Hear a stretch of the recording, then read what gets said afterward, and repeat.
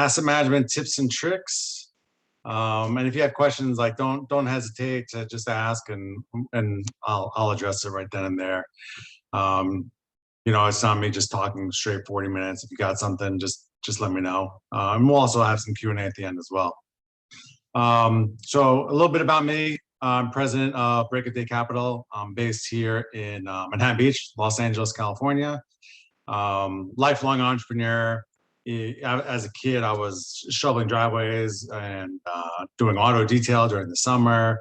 I started a kind of a DoorDash while I was in college. Obviously, I didn't have as big of a vision as what they have right now, but I did that. Been investing in real estate since 2002. I have over 65 million assets under management right now. I co-hosted the virtual asset management summit, the podcast Real Estate Asset Management. I also wrote the Amazon best-selling book Best in Class, and you can get that on Amazon now. All right, so there's a copy of the book and artwork for our podcast. All right, so asset management is not property management. Two totally different things. Property management doesn't own your property. So they're not going to have that owner mentality. So it's really important that you make them feel a part of the team, that their decisions matter, that whatever they do has a direct correlation to the success of the property. And money isn't the only way to do that. You've got to figure out what makes them tick. One time we did one of our properties. Our property management manager loved the Chiefs, and my business partner loved the Raiders. So and obviously those two teams do not get along. So I started joking to her, saying if she can hit close to 100% pre-lease, he's gonna wear a Chiefs jersey. And man, that motivated her like nobody's business. And if I had said it was $500 or $1,000, it wouldn't have done it. Just that motivation. She hit our number in 3 weeks. So next time we visited, she had a Chiefs jersey ready. He put it on, and she was smiling, grin. She had a grin ear to ear, and she loved it. And we got so much mileage out of that no amount of money could get us that kind of mileage. So find little things that make your property manager tick. And obviously your regional manager too is super important to the success of your property. So asset management is 30,000 foot level and execution of the business plan. Property management is like day-to-day operations of your property. So one of the things that is super important is being proactive. You can't sit around and wait. I know people that that are taught the art of getting a deal. So you get a deal, boom, great, fantastic. They celebrate, then they're on to the next property, trying to find another deal. That's not going to work. You've really got to manage your asset. And so being proactive and staying on top of it is so important. And what that means is, weekly meetings with your property management company and being consistent with it. It's not, okay, you got everything running and you could just skip meetings. Even if it's 5 minutes long, once you've stabilized it, you'll be surprised what can be accomplished or what you find out, because people do get lazy and complacent. So you've got to be proactive. And there's going to be setbacks. You don't know when a COVID's going to hit or Texas freeze. So if you're ahead of the game, you're not only going to survive, but you're going to thrive during those times. So that's why it's so important to be proactive, to stay ahead of the game. Another thing is, don't wait to take over to get things moving. We've gone out and tried to get permits, 6 weeks ahead. We'll work on branding. We're constantly trying to compress timelines and not wait, because waiting, it costs you money. the more you can get done and shorten your timelines, that means money in your pocket. And so let's say you have an apartment that you need to renovate. And if the renovation team knows 2 weeks in advance, or however long they need to know ahead of time, because you've worked it out, and they can order the appliances, or you've already pre-ordered them, or whatever you have. And if you could shrink a week off of that timeline of renovation, multiply that by, let's say, 50 units in a year, and they're all leased up 1 week in advance. I mean, that's a lot of money that you've earned because if you shrunk that timeline. So be proactive and not reactive. Compressed timelines. I said that. Celebrate wins, really important for your property management team. We're constantly pushing them to improve the property, increase income lines. But if you don't celebrate the wins, it's very grinding for your property management team. It's a very thankless job. You got people that come in and they'll complain of, there's something broken, or they don't have rent, whatever it is. Your property management team often gets beat up. So make sure you do, when they do something right, catch them doing something right. Don't catch them doing something wrong, and celebrate those wins. And if something isn't going right, then talk about how you can improve it. It's not to embarrass them or catch them. You need to motivate these people. And so it's really important how you communicate to them.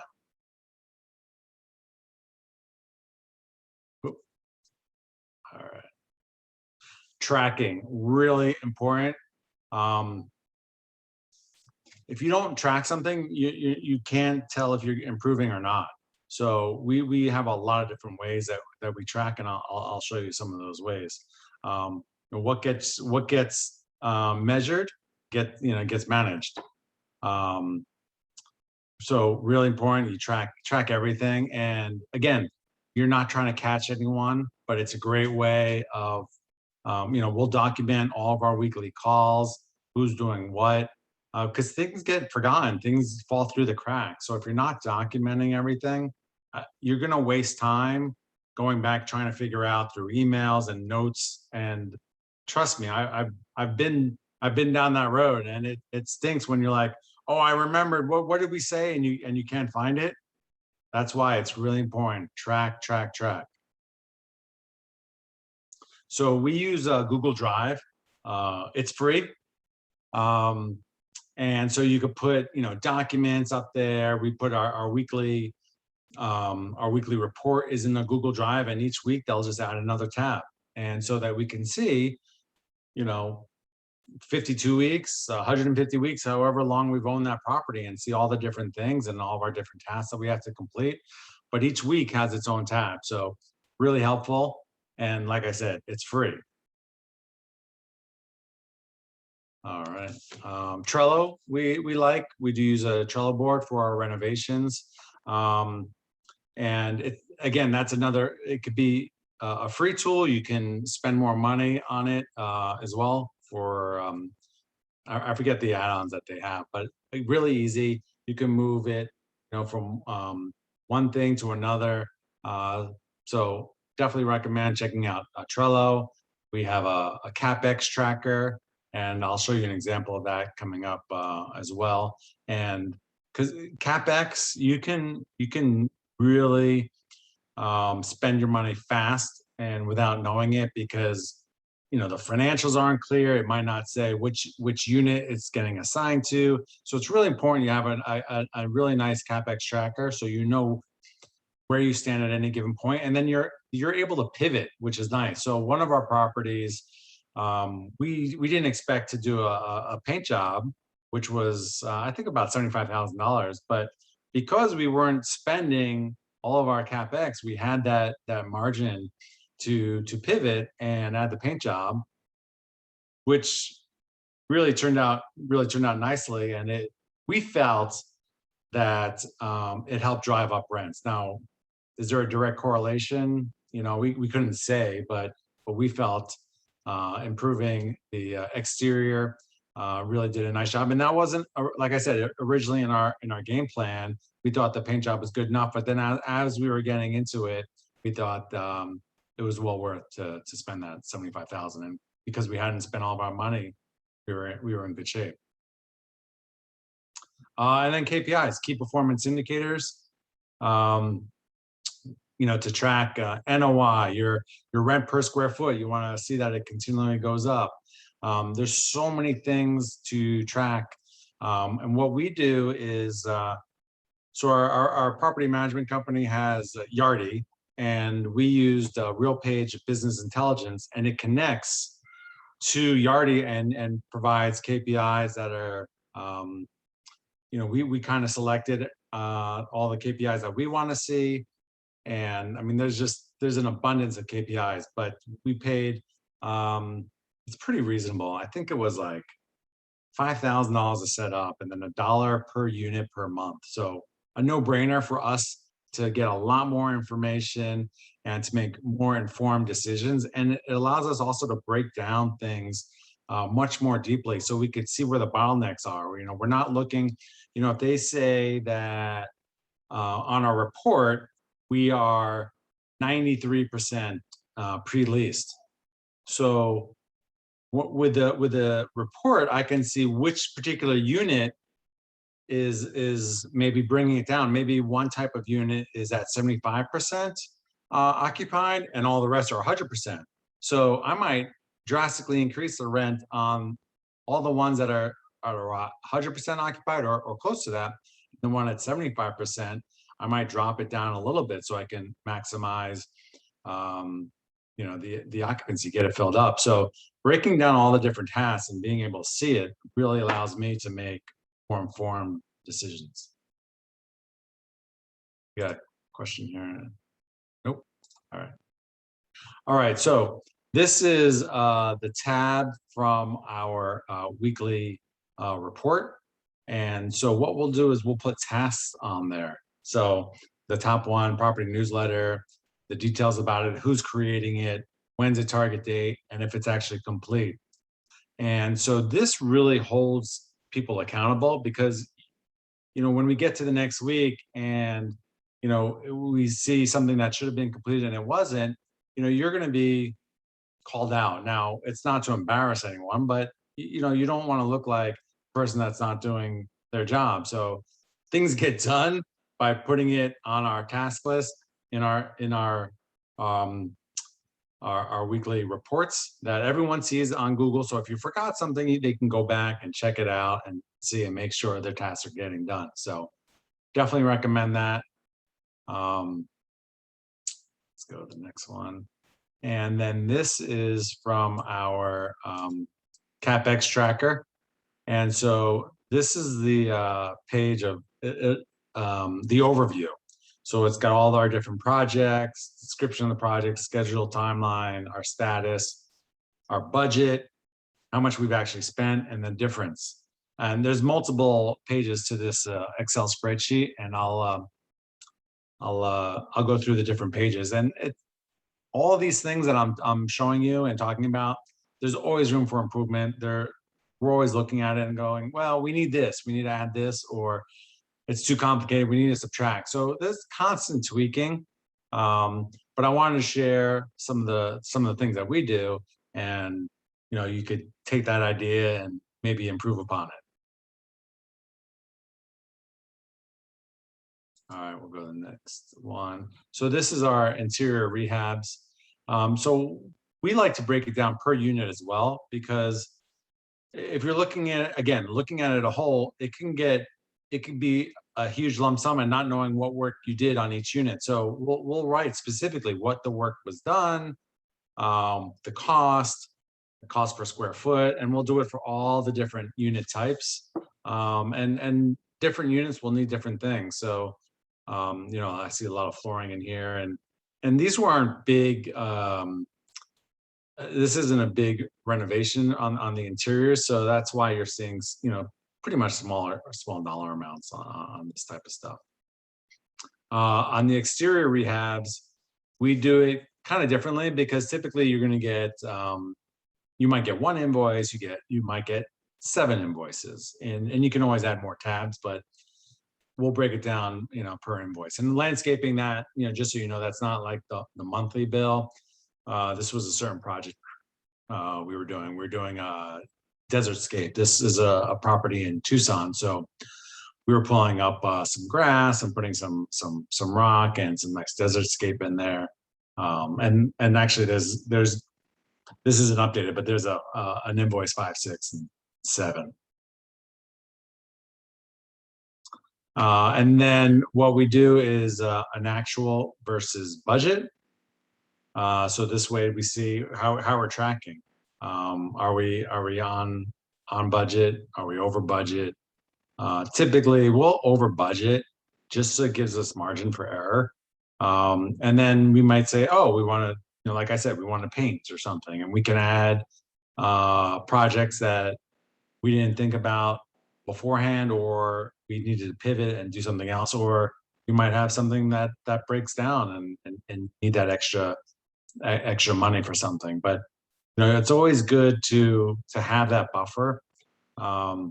Things are always going to break, things are always going to change, and you don't want to be using cash flow for this, and you don't want to be doing a capital call. So always have room for error, because you don't do a deal if your margins are just so tight. It's just not worth it. You want to have that flexibility.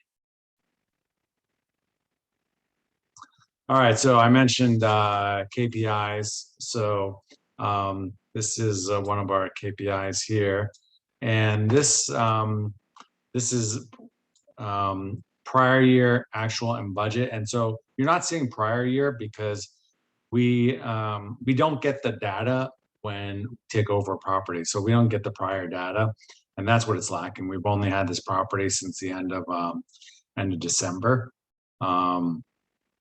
And the last 2 months, they've actually changed over from Yardi to Entrata, the software that they use. So that's why we don't have that data yet.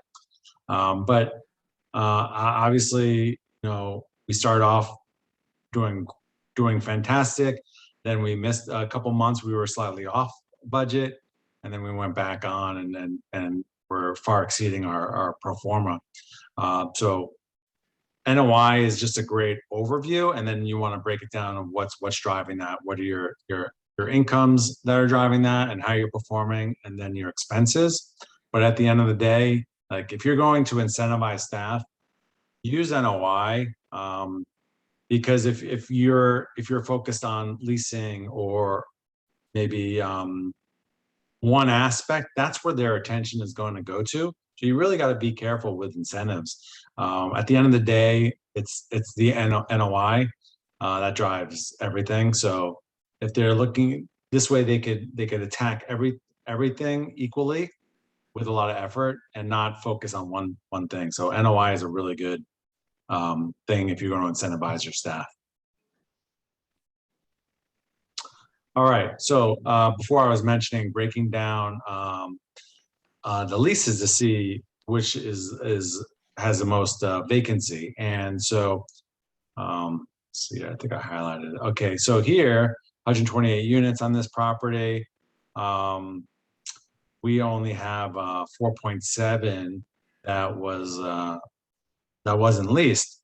But when you really look at it, it's this 471 A2R1 floor plan. It had 4 units, so not a lot of units, but 2 out of the 4 were not leased. And that's when we're talking about 6 units not leased, this is what I want to address. I don't want to address some of these other where there's 0 vacancy. So maybe these units are not in a good location on the property. Maybe it's just priced too high for some reason. So even just tweaking it $15, $20 could make a huge difference. But some of these other units, so my 471A1, 20 units, 0 vacancy.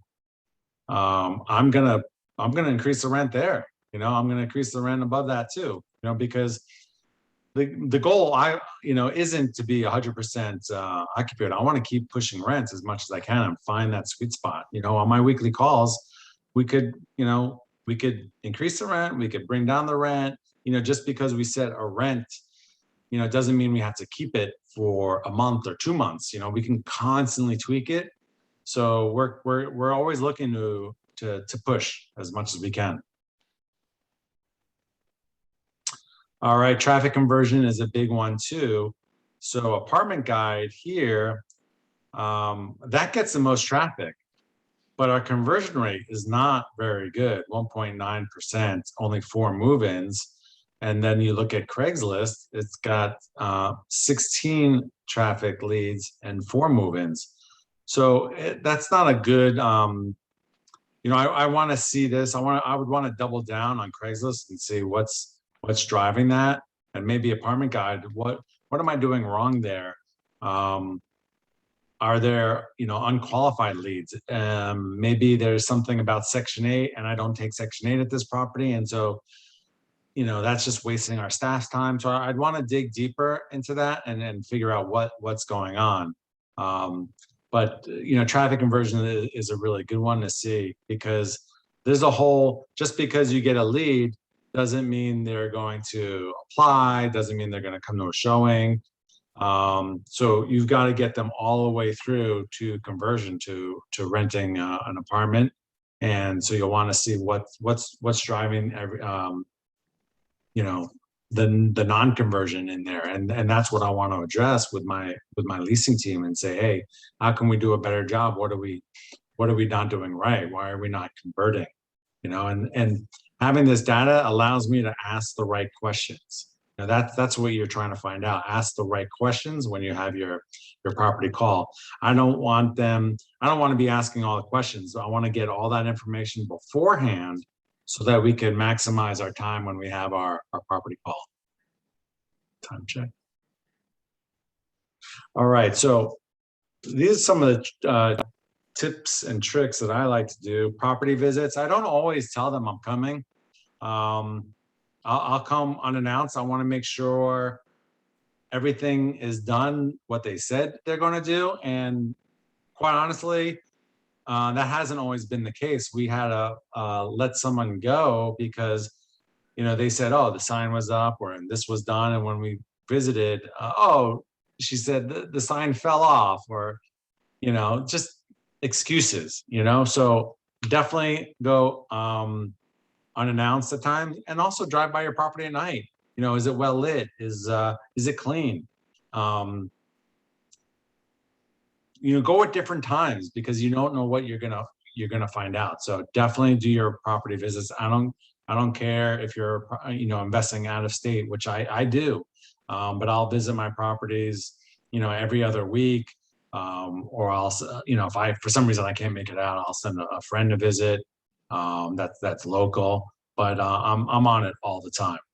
And then obviously you've got your weekly calls with your weekly reports, and I know once in a blue moon we'll miss it for one reason or another, but I mean, we're really consistent. And even if your property is stabilized, you've got to have that consistency. And we have it on a Zoom call, so we could see each other and communicate and check in. If it's on the phone, it's less personal, and I guarantee sitting down having a Zoom call, and I know we're all kind of Zoom fatigued, you'll get a lot more out of your team. You have to have access to their property management software, and they'll set it up for you. It doesn't cost anything extra, and it just helps to kind of verify things and see what's going on. If you it's definitely kind of hard to understand some of the software. You have to spend some time playing in it, but it's definitely worth it to see more data points and how your property is performing. Then you get your monthly reports, and definitely we are the company that delves in and asks a lot more questions than most others. We find mistakes all the time. So I looked at the report that we got this weekend for one of our properties, and I asked, why do we have 11 hours of OT for a person? That shouldn't be happening. And they're like, oh, that was a mistake. Those hours should have been applied to another property. And so that, that was a $500 mistake. We found, $5,000 mistakes before. Something that was purchased was applied to our property, and it should have been applied to someone else's property. And listen, we all make mistakes, and so that's why you need to go through it with a fine-tooth comb and really understand what's going on. And I'll have 10, 20 questions every time, and a lot of times there's a good reason for it, and they'll help me better understand it. But sometimes I find a mistake or something that needs to be corrected. So don't be afraid to push back and ask questions.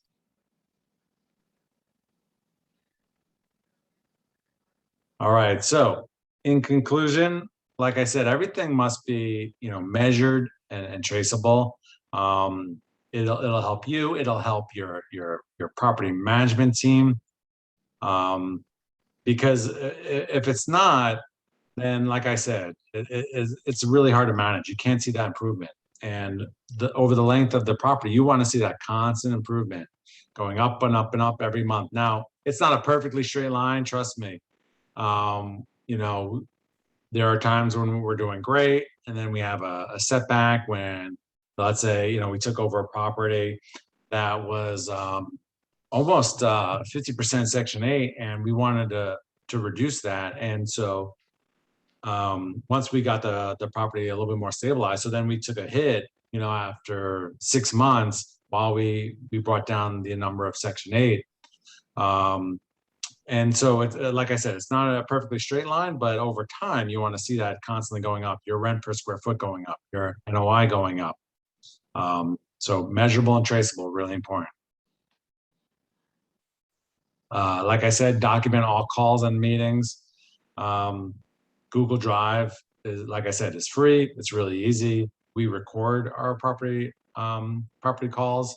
Again, you don't want to do any gotchas with your team, but it helps to go back and to remember if you forgot anything.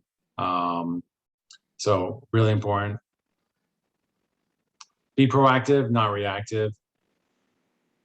You wanna constantly get ahead of the game, because you never know. Hey, we just sold a property a couple weeks ago that was more than 2x, and in under 2 years, we hit our sales price in under 2 years that we projected in year 5, partly because of the market has done phenomenal, and partly because of the job that we did. So, if you can constantly shrink that timeline, the time value of money, really, really valuable to your investors and to yourself, to your investment. Do not relax and become complacent. I know there are definitely operators out there that, once they get things humming, they're on to their next property. But you can't go to sleep on asset management. You've got to constantly stay on top of your team. One thing I didn't mention, we do secret shops as well. I want to make sure my leasing team is doing the things we expect them to do. And staff change, or different times of the year, they may get, quite honestly, a little lazy, and you got to keep them on your toes. And if you set up the expectations from the beginning and you talk about that and tell them, hey, you're never going to be complacent, and you expect the same from them, they're going to want to do the best for you. So clearly lay out your expectations ahead of time. I do have a course if you're interested in learning more about asset management, and we also have that book. You can go to the Asset Management Mastery website and check it out. And this is where you can get more information about me. And I'm happy to answer any questions you guys have about asset management. Yeah, it looks like we got one question coming in from Daisy. Have you ever encountered illicit transactions? If so, how did you handle the situation? All right, come on, hit me with some questions. Thanks, Raj. All right. Do you have a specific property management software that's more sponsor friendly, especially when we are using third-party management companies? Yeah, I only know what my property management company has used, which is Yardi, and now I'm now having to learn Entrata. But there's a lot of different property management softwares out there.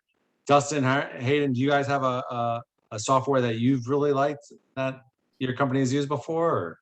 I've used Resum in the past, and the management company we're working with now, they're Entrata, and I mean, there's a lot of tabs there, that's for sure. So yeah.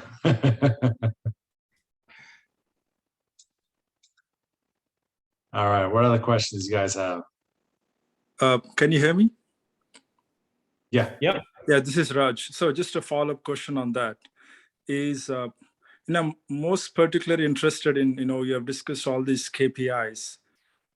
Should we encourage the property management company to switch to one particular software, which is good at KPIs, especially for our tracking purposes and asset management purposes?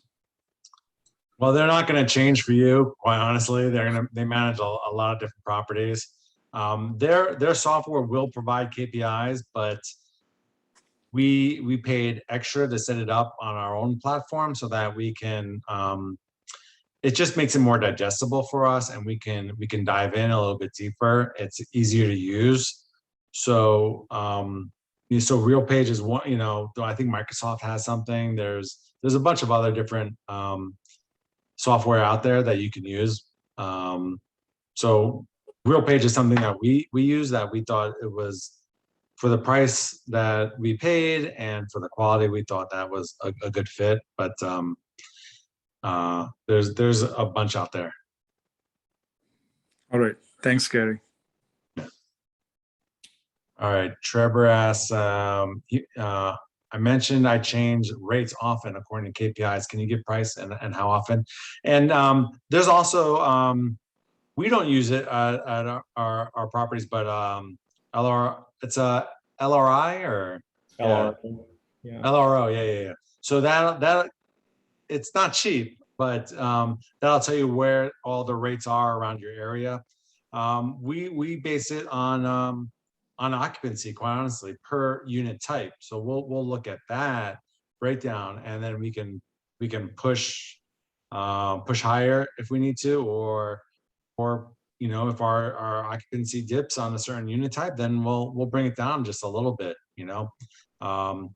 But there were times where it would just kind of pull the lever like $15 a pop, and recently, maybe like 2 months ago, 3 months ago, across all of our properties, all of our unit types, it was just like $100 raise across the board, just because we were close to 100% occupancy on everything. Phoenix, Tucson has just been on fire, and pretty, a lot of the markets, you guys might have had a big jump at some of your properties too.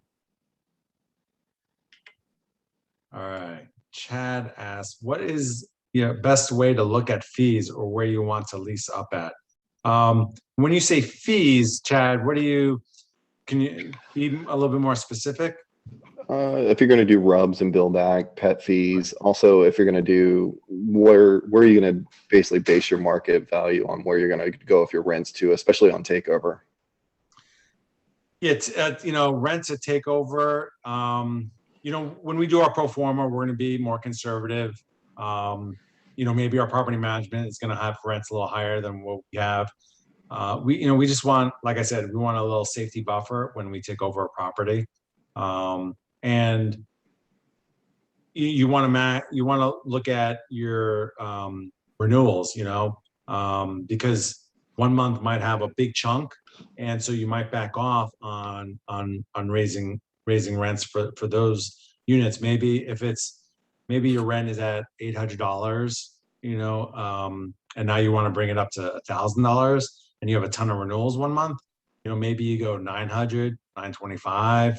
And not push it all the way to 1,000. It all depends on your business plan and how are you okay with a lot more vacancy and risk losing a lot. Now, some people may still pay the extra rent, and even without a upgraded unit too. You'll be surprised because depending upon the market, if they're going to have to pay just as much or more somewhere else, they might tend to stay if you have a good property. So you got to know your comps, and you'll get a feel for your property at, every week.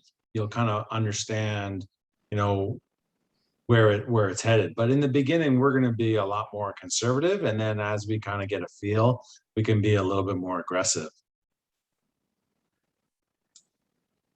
Did that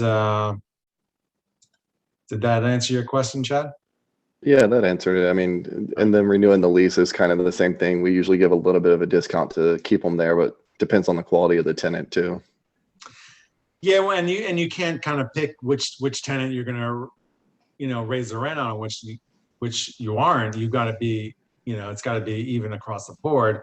But again, we'll want to look at 3 months in advance. We're not going to wait 15 days or 30 days. The more you can, again, be proactive and reduce timelines and kind of get a feel for it, that'll help. Because then, if I'm 3 months out and I'm working, so it's October and I'm working on my January renewals, I know I'll get a feel for where I need to be in February. And if it's not a big renewal month, then I could be a little bit more aggressive. If it's going to be a big renewal month and I've got some occupancy, then I won't be as aggressive.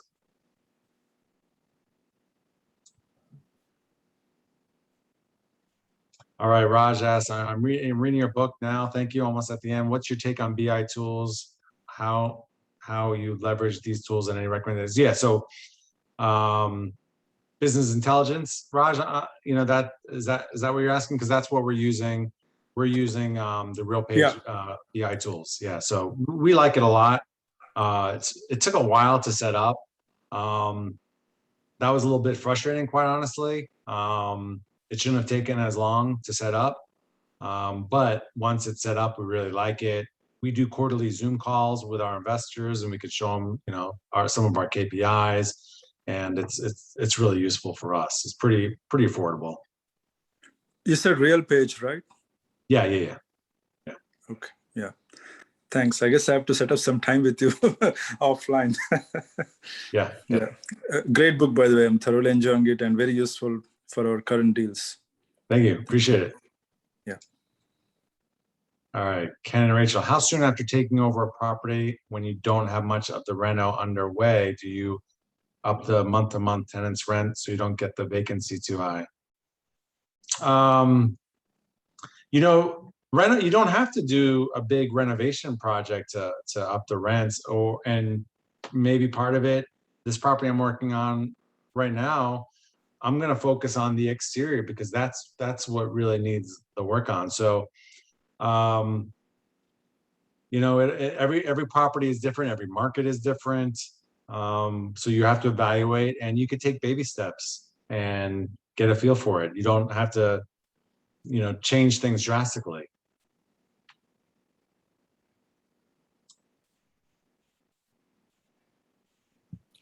Hey, Gary, Daisy here. I have a question for you. Have you ever encountered an illicit transaction? And if so, how did you handle that?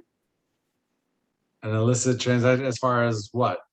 Working with property, I was thinking when you were talking specifically about property management, Okay. there's been things that have been put in different places by mistake. And, it sounds like it's all just been lower level mistakes on that end. But have you come across anything where there's been actual illegal transactions? I've never caught anyone. There are times where I suspect a maintenance staff has walked away with something, but is it worth the time and energy to worry about something like that? Probably not. You want to motivate your team and make them a part of, make them feel special, and when you do that, that reduces all that kind of nonsense. It's when an employee doesn't feel respected.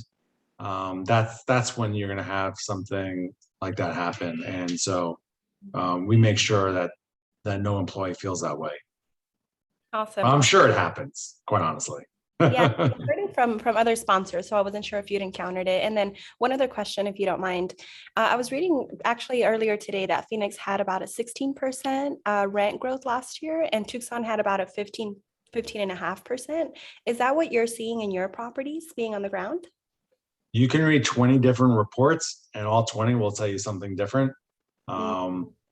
So, and it could be, when they took it from the dip, in the worst time of COVID to now. But yeah, I mean, we, both of, all of our properties, we've seen tremendous rent growth. I would say well above pro forma.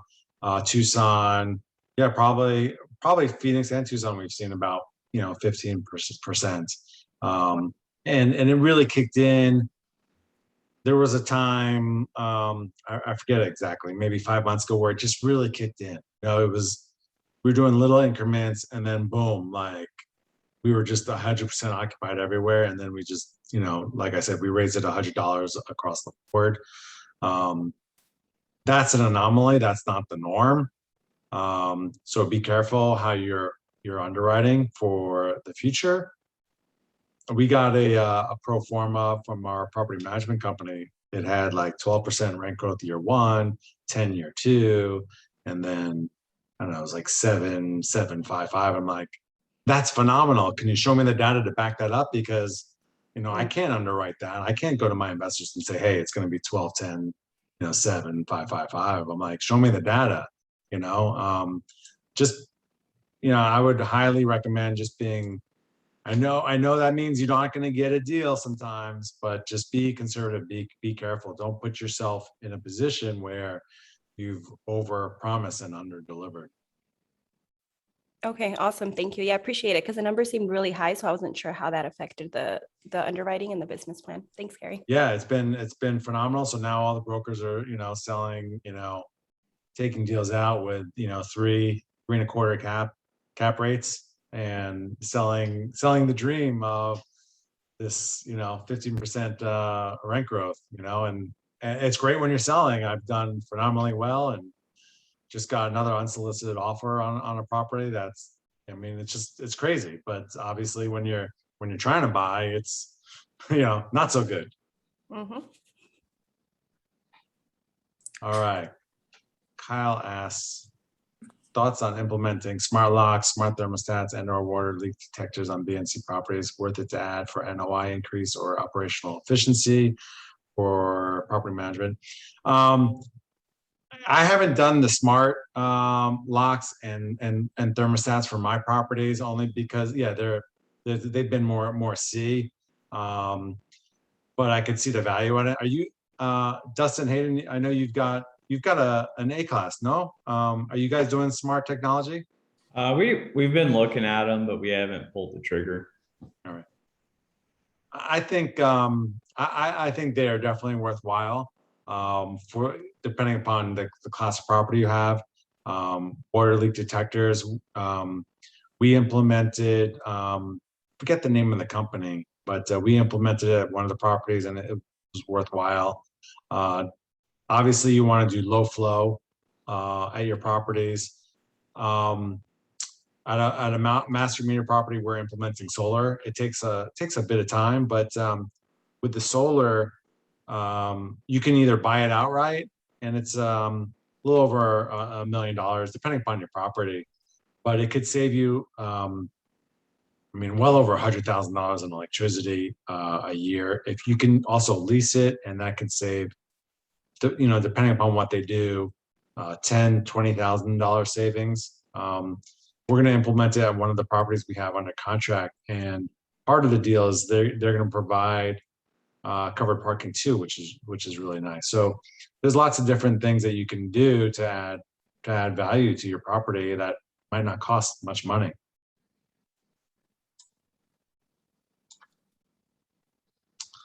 All right, Ken and Rachel ask, what do you all pay per hour for non-on-site maintenance calls, i.e. our property doesn't have on-site maintenance person, so our PM has one on staff. The PM charges lots of money per hour for maintenance requests. What should we be expecting for this cost?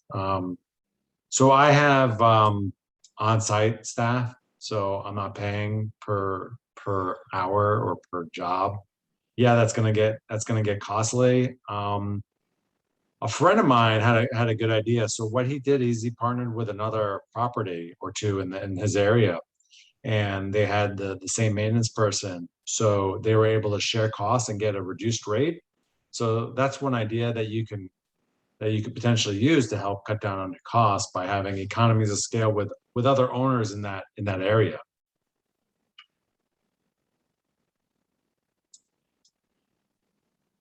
All right, any other asset management questions?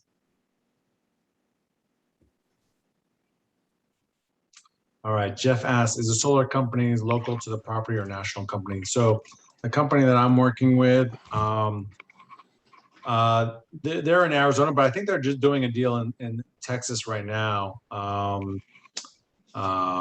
can connect you, just DM me. I can connect you to the salesperson. There might be if you're not in those markets, maybe he knows someone, or you could find another person that does that.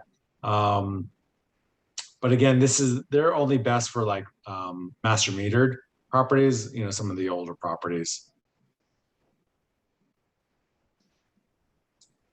All right, Jeff, I'm taking down your email. What other questions? Anything else, or you guys want to get into networking?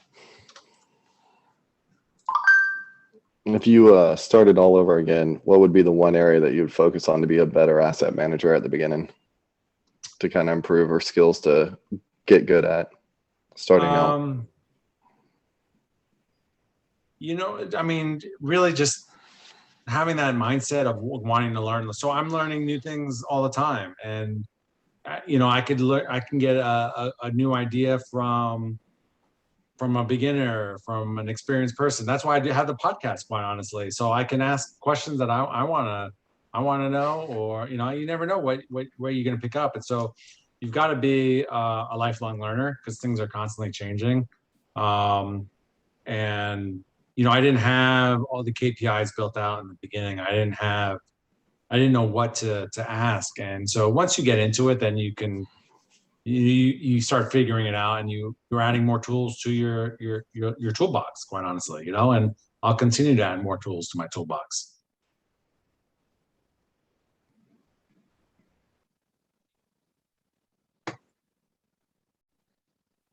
All right. So Jeff asks, are you managing the properties yourself, or with managers and you're managing the managers? Yes, I use a third-party property management company, so I'm managing the managers. And I have an assistant too that helps me out. I mean, there's a lot that goes into it. And your regional manager is really important.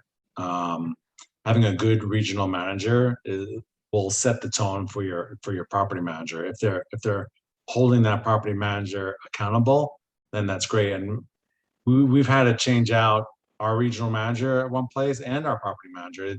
We sat down with the owner of the property management company and just told them, our vision and what we wanted to see out of the property manager and regional, as far as someone that's going to be wanting to kind of continue to keep improving, using new technology, being open to ideas. Because sometimes if you get someone that's been in the business a while, they're very used to their ways and not wanting to try new things. And for us, that was very frustrating, because we wanted to keep pushing, keep trying different things, and there was always an excuse.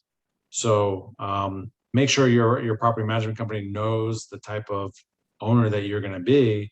Again, setting those expectations up from the start. And if they're not meeting those expectations, then don't be afraid to tell your team that you're working with, or tell the owner of the company, and try to resolve that.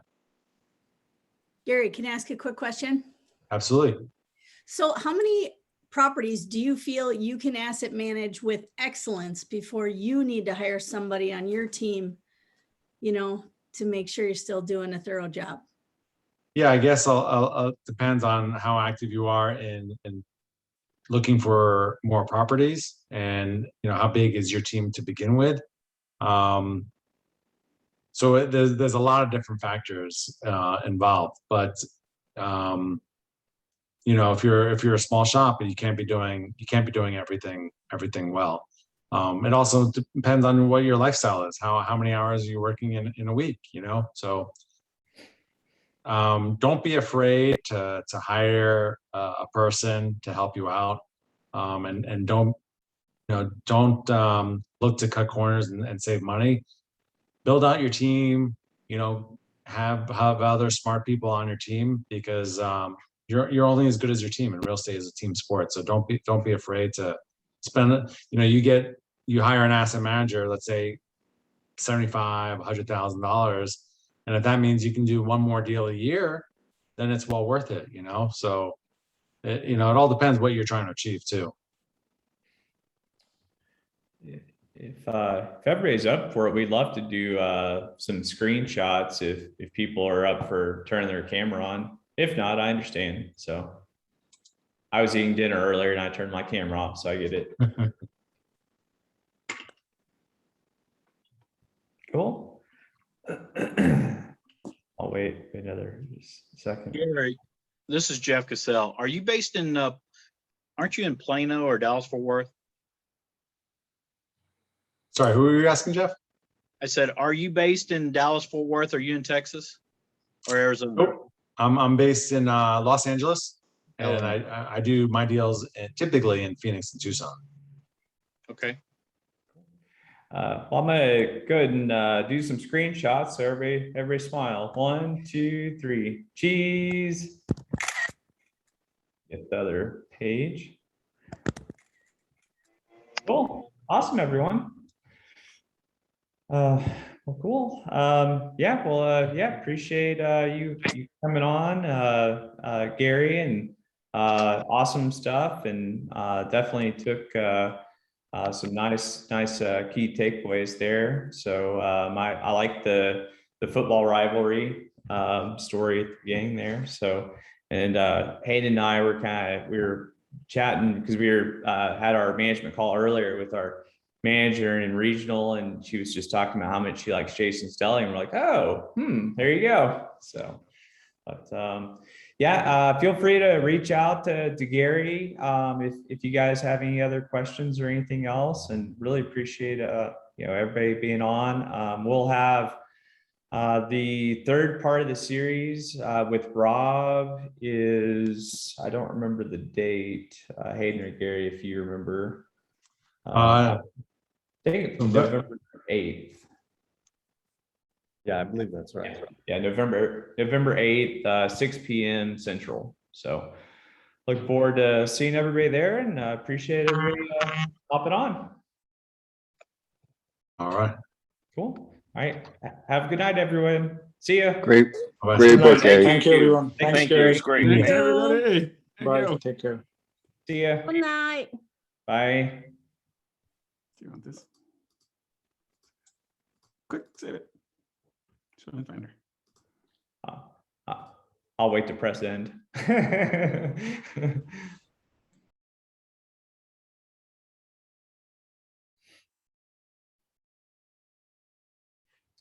right, cool.